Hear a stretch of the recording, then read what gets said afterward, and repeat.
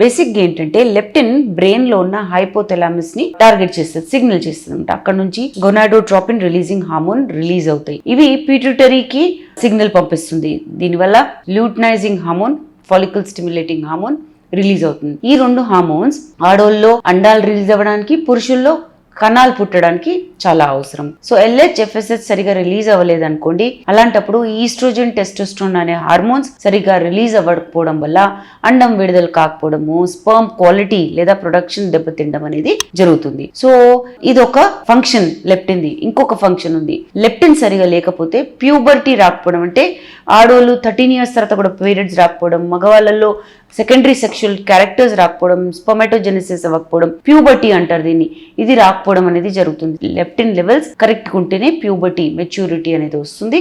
Reproductive system బాగా పనిచేస్తుంది. Leptin deficiency are insensitivity, అంటే లెప్టిన్ తక్కువ ఉన్నప్పుడు కూడా ప్యూబర్టీ అవ్వచ్చు. లెప్టిన్ లెవెల్స్ సరిగా ఉన్నప్పుడు, పాజిటివ్ ఎనర్జీ బ్యాలెన్స్ ఉన్నప్పుడు రెగ్యులర్ గా పీరియడ్స్ అవ్వడము జరుగుతాయి. అండర్ వెయిట్ ఉండడం వల్ల పీరియడ్ సరిగా కాకపోవడం, అండం సరిగా విడుదల అవ్వకపోవడం అనేది జరుగుతుంది.